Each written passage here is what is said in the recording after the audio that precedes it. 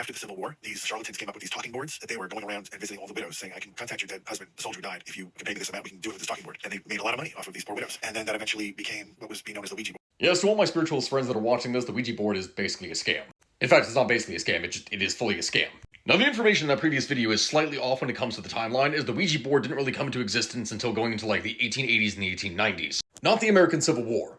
But what the Ouija board was part of was really just the later end of the New Age spiritualism that had caught a hold of much of society back in the 19th century, when the supernatural was fashionable. Basically, from the late 1840s going all the way into the early 1900s, spiritualism became a kind of new game for people who pretty much had the means to sit around and pretend they could speak to ghosts. Psychics, table-turning, mediums capable of speaking with the dead and connecting one with their long-lost relatives. This became a thing that people would actually straight up have parties where they would invite a psychic to their house to do this stuff. But it wasn't until the 1890s, when straight up factories were producing these things, that people had the power of a medium in their very home.